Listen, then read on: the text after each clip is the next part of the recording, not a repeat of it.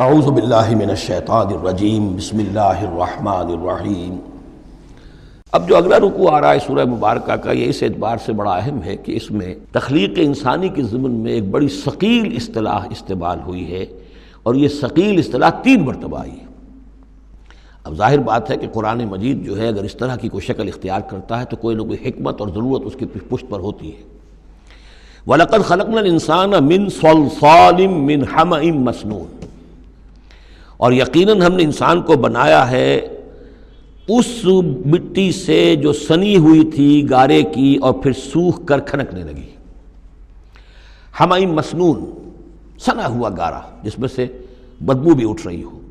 دیکھیے یہ جو انسان کے مادہ تخلیق کے ضمن میں قرآن میں الفاظ آئے ہیں اب ان کو گنتے جائیے۔ نمبر 1 تراب، مٹی سے بنایا انسان کو،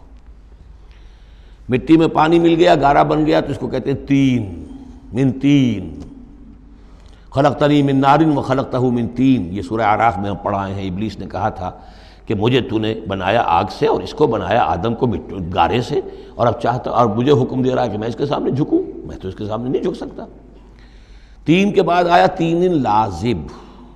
گارا پڑا رہے تو وہ جب اس کے اندر پھر کچھ چپچپاہٹ پیدا ہو جاتی ہے، اور یہ پرانے زمانے میں ہوتا تھا، اب تو میں سمجھتا ہوں کہ جدید نسل کو تو ان چیزوں کا علم ہی نہیں ہے۔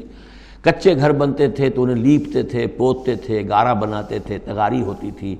پھر مٹی کے اندر تھوڑی سی توڑی ڈال دیتے تھے۔ کوئی آرگینک میٹر ڈالیں گے تو فرمنٹیشن ہوگی، فرمنٹیشن ہوگی تو لیس سا اٹھے گا، ورنہ یہ کہ گارا جو ہے اگر اس گارے سے اگر پلسٹر کریں گے تو وہ پھٹ جائے گا۔ لیکن جب وہ گارا ذرا سن جاتا ہے، اس میں لیس پیدا ہو جاتا ہے، تو پھر اب جب اس کے ساتھ لیپتے تھے دیواروں کو، میں نے تو اپنے بچپن میں یہ سب دیکھا ہے، ایسے گھروں میں ہم رہے بھی ہیں کہ جن میں یہی فرش بھی اسی طریقے سے لیپے ہوئے ہوتے تھے اور دیواریں بھی ہوتی تھیں، تو یہ کہ پھر اس کے اندر وہ ایک لیس سا پیدا ہو جاتا ہے فرمنٹیشن سے، وہ تین لازب ہے۔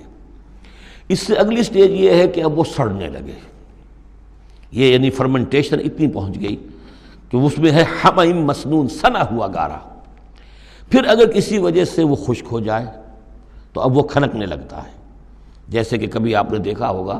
ساحل کے قریب یا کسی دلدلی علاقے میں پپڑی اوپر آ جاتی ہے، جیسے زمین کے اوپر جو ہے پپڑی سی ہوتی ہے، اس پر آپ چلتے ہیں تو وہ کر کر ٹوٹتی ہے، کھنکنے والی مٹی بن جاتی ہے، وہ سنا ہوا گارا خشک ہو کر کھنکنے لگتا ہے۔ یہ سٹیجز ہیں ان مادہ تخلیق کی کہ جو آدم یا انسان کی تخلیق کے ضمن میں قرآن میں آئے۔ حالانکہ ایک لفظ بھی کفایت کر سکتا تھا، مٹی سے بنایا،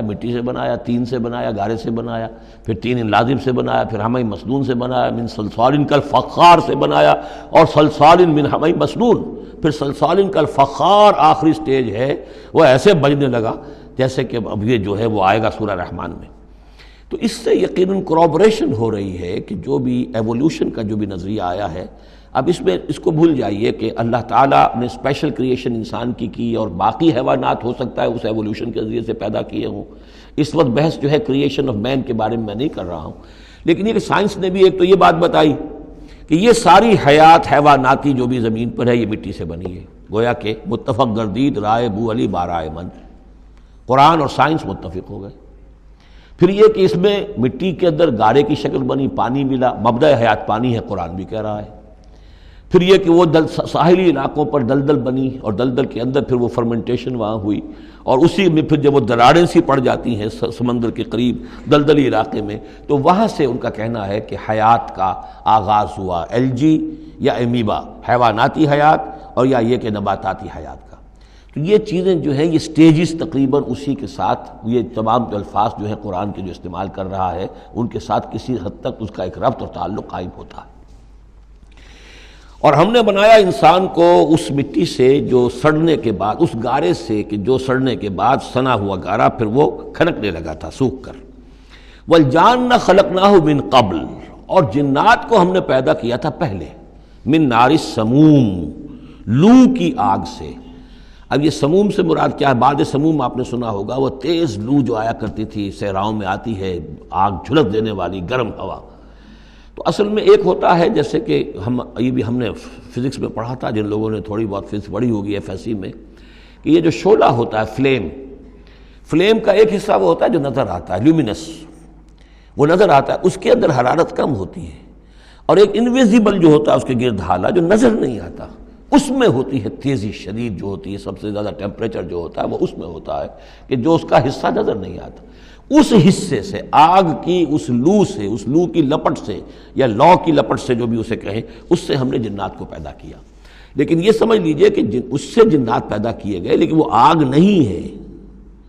ہم مٹی سے پیدا کیے گئے لیکن مٹی نہیں ہے۔ اب ایک یہ کہ قلب ماہیت ہو چکی ہے، ہمارا جو یہ پروٹوپلازم ہے، جو ہمارے ٹیشوز ہیں، باڈی ٹیشوز، وہ مٹی تو نہیں ہے، اگرچہ سورس مٹی ہے، بنے مٹی سے ہیں، لیکن اب مٹی نہیں ہے۔ دوبارہ اگرچہ پھر یہ گل سڑ کر مٹی ہو جائیں گے، اس وقت مٹی نہیں ہے۔ اسی طریقے سے جنات آگ سے بنائے گئے لیکن آگ نہیں ہے، ہاں ان کا مادہ تخلیق آگ ہے۔ اور دوسرا یہ معلوم ہو گیا کہ وہ انسانوں کی تخلیق سے بہت پہلے پیدا کیے گئے۔ وَإِذْ قَالَ رَبُّكَ لِلْمَلَائِكَةِ إِنِّي خَالِقٌ بَشَرًا مِّن صَلْصَالٍ مِّنْ حَمَإٍ مَّسْنُونٍ، اور یاد کرو جب کہ کہا تھا آپ کے رب نے فرشتوں سے کہ میں بنانے والا ہوں ایک بشر اس کھنکھناتے ہوئے سنے ہوئے گارے سے، پھر وہی الفاظ من صلصال من حمأ مسنون، ثقیل لفظ ہے، ثقیل اصطلاح ہے۔ اور یہاں خاص طور پر نوٹ کیجئے کہ لفظ آدم نہیں آیا، بشر بنانے لگا ہوں۔ کہیں بھی قرآن مجید میں جہاں یہ تخلیق کے ابتدائی مراحل بیان ہوتے لفظ آدم کہیں نہیں ملے گا آپ کو، سوائے وہ ایک آیت میں نوٹ کرا چکا ہوں سورہ آل عمران کی، کہ عیسیٰ کی مثال بھی اللہ کے نزدیک آدم کی سی ہے، خلقہ من تراب ثم قال له کن فیکون، وہ ایک مثال موجود ہے، لیکن باقی کہیں آپ کو بشر، انسان، جب میں بنانے والا ہوں ایک انسان اس مٹی سے سنے ہوئے گارے کی جو سوکھ کر کھنکھنانے لگی ہے، فَإِذَا سَوَّيْتُهُ، جب میں اس کا تسویہ کر لوں۔ تخلیق کے بعد تسویہ ہوتا ہے، جیسے کسی شے کا ایک ہیولہ بن گیا پھر اس کی نوک پلک سنواری جاتی ہے، مین سٹرکچر جو ہے کسی بلڈنگ کا کھڑا ہو گیا، اب اس کا آرکیٹیکچرل ٹچز ہیں، اس کے اوپر ڈیکوریشن ہے، اس پہ پینٹنگ ہے، یہ تسویہ ہے۔ فَإِذَا سَوَّيْتُهُ، پھر جب میں اسے پوری طرح نک سک سے درست کر دوں، صحیح بنا دوں، پورا کر لوں، وَنَفَخْتُ فِيهِ مِن رُوحِي، اور پھونک دوں میں اس میں اپنی روح میں سے، کہ روحی ضمیر متکلم کا صیغہ ہے سیدھا سیدھا، فَقَعُوا لَهُ سَاجِدِينَ، تو گر پڑنا اس کے سامنے سجدے میں۔ فَسَجَدَ الْمَلَائِكَةُ كُلُّهُمْ أَجْمَعُونَ، اب یہ تیسری مرتبہ پڑھ رہے ہیں ہم قرآن حکیم میں یہ قصہ آدم و ابلیس۔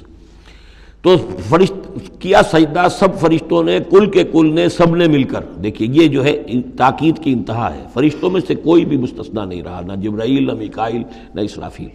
الا ابلیس، سوائے ابلیس کے۔ اور اس میں پھر گمان ہوتا ہے کہ شاید یہ بھی فرشتہ تھا، فرشتہ نہیں تھا، اس کی وجہ سورہ کہف میں مل جائے گی۔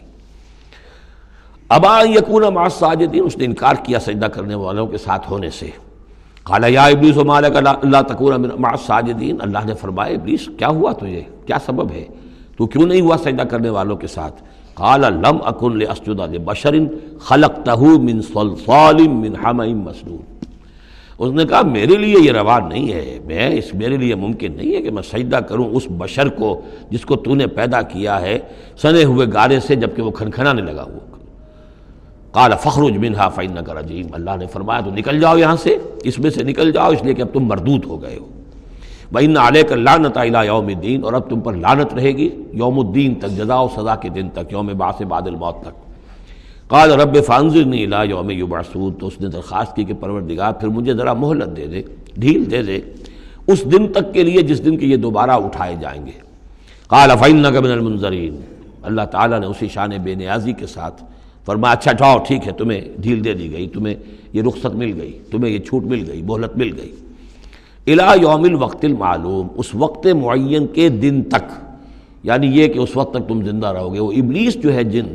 ویسے جنوں کی زندگیاں شاید انسانوں سے زیادہ ہوتی ہوں، میں نہیں جانتا کتنی ہوتی ہیں، لیکن یہ کہ کوئی اور جن نہیں ہے کہ جو اس وقت سے آج تک زندہ ہو سوائے اس ایک جن کے جس کا نام عزازیل تھا، اور یہ جن جو ہے وہ ابھی تک زندہ ہے اپنی اسی ذات کے ساتھ، باقی اس کی اولاد، اس کی اور نسل جو ہے، اس کی ذریت ہے، وہ اپنی جگہ ہے۔ قال رب بما اغویتنی، اب اس نے کہا پروردگار جو تو نے مجھے گمراہ کیا، اب نوٹ کیجئے وہ گمراہی کو اللہ کی طرف منسوب کر رہا ہے۔ بما اغویتنی، تو نے جو مجھے گمراہ کیا ہے، لأزینن لہم فی الارض ولأغوینہم اجمعین، تو میں اب ان کو، یعنی آدم کی اولاد، آدم اور حوا کی اولاد کو، میں زمین میں ان کو خوب مزین کر دوں گا، زمین ان کے لیے یہ اسی میں گم ہو جائیں گے، زمین اور اس کی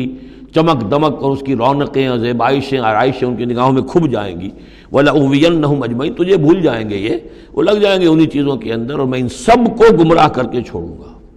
لَأُغْوِيَنَّهُمْ اجمعین، سب کو الا عبادک منہم المخلصین، سوائے ان میں سے ان کے کہ جن کو تو اپنا خاص بندہ بنا لے، تو اپنا خاص بندہ بنا لے، مخلص کر لے، یہاں پہ وہی نوٹ کیجئے مخلص ہے، مخلصین، جن کو تو خالص کر لے اپنے لیے، ظاہر بات ہے کہ اس پر تو میرا زور نہیں چلے گا، باقی یہ کہ میں کسی کو چھوڑوں گا نہیں۔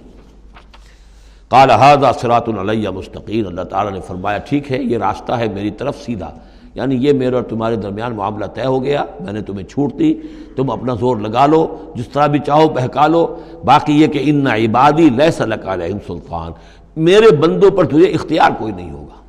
یعنی اختیار کسی بھی انسان پر نہیں ہے، یہ نہیں کہ جس کو اللہ نے مخلص کر لیا ہو اس پر اختیار نہیں، اختیار اسے کسی بھی انسان پر نہیں ہے۔